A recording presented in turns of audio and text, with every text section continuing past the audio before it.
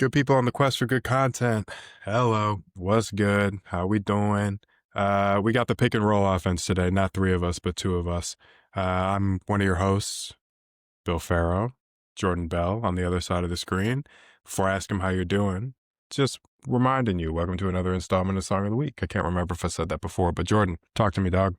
What's the My latest? guy, What's the greatest? Talk to me. my guy, I'm great. It's another week. It's another opportunity to talk about some good music. It's Mm. another opportunity to catch up with my guy, David. Forget about you. We don't want you on here anyway. No, I'm good, man. I am. I think I'm kind of giving like weekly life updates. I feels like on here. The job market is starting to.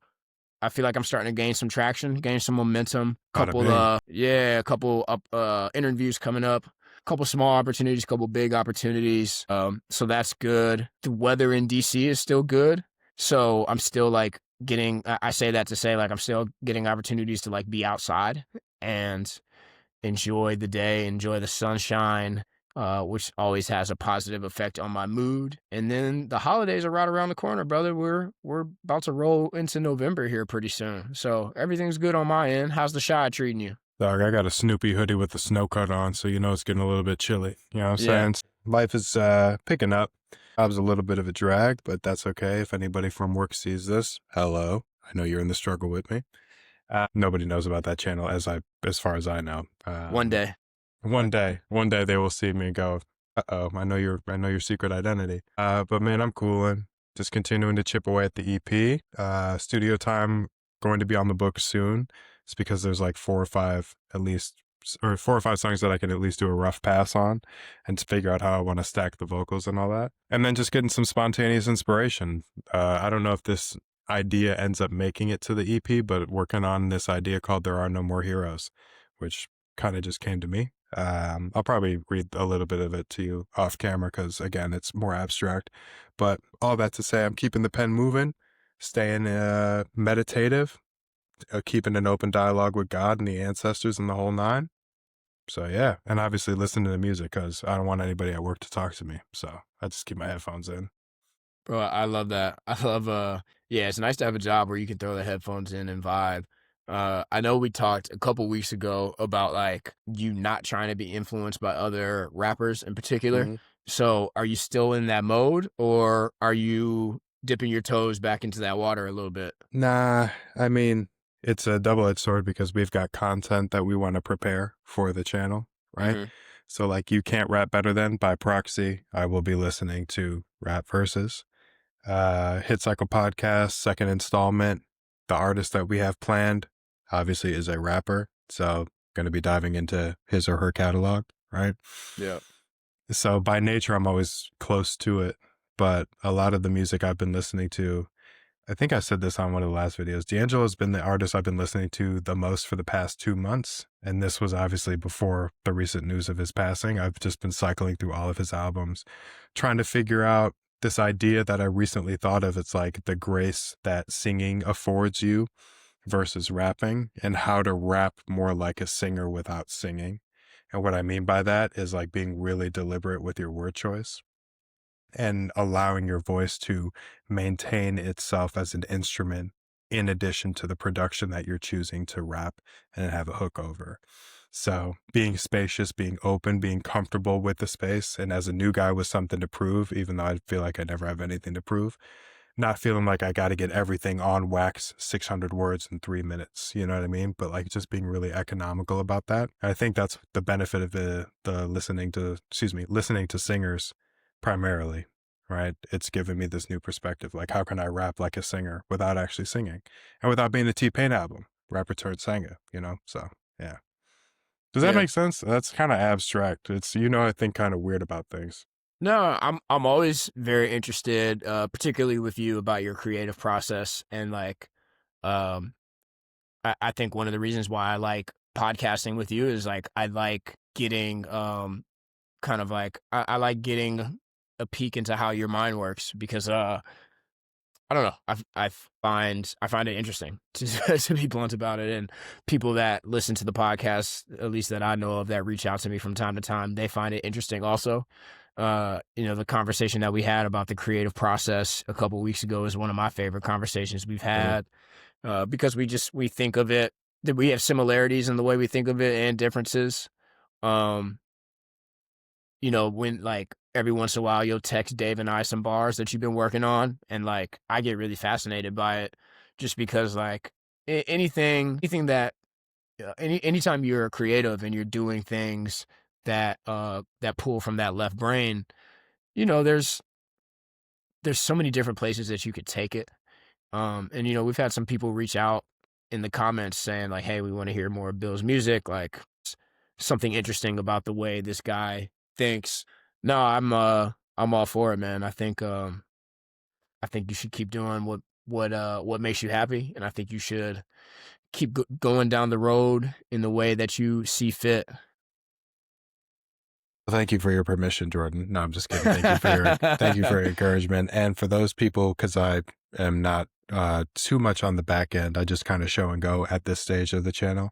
For those of you who have expressed interest, thank you. I appreciate that. And when the new stuff comes out, the new stuff will maybe even be talked about in a song of the week. I don't think I'll promote my own music like that, but maybe Jordan and David will throw me a bone and say, this one on the EP is actually good. So we'll see. But TBD, to be determined on that one. It'll happen in the next couple months, I'm hoping. So stay tuned. But in the meantime, let's talk about the already established musical zeitgeist. Jordan, what's your song of Yes. the week, dog? Yeah. So my song of the week comes from an artist named Josh Berry. And on Spotify, you can find him as the Josh Berry Experience. I want to shout out my homie Mark that sent this to me. I always appreciate when people send me music. I've mentioned that a couple times.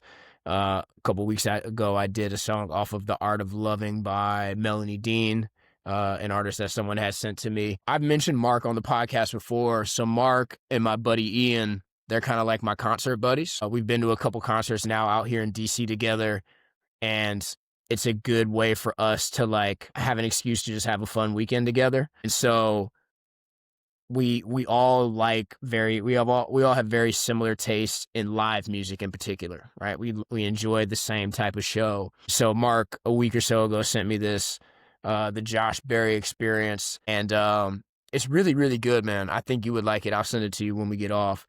He's a modern day artist with like a soulful 70s sound. To me, it's like a mix of Jimi Hendrix and Josh Teskey, one Cool. of the Teskey The brothers. Teskey Brothers? Yeah, yeah. Yeah, like he's got this really soulful sound, but there's a raspiness to his voice that's really um it just stands out. We talked about one time the We Are the World documentary, and somebody described Bruce Springsteen as like singing as if he has broken glass in his throat. Hmm. And it's not that quite of a like raspiness to his voice, but there's something interesting about his voice that hooks you right away. And then there's a lot of guitar in there that's really really funky and soulful. So that's why I've kind of used the Jimi Hendrix and Josh Teskey comparison. But the song is Spirit Road off of his album Art and Soul that came out in 2021.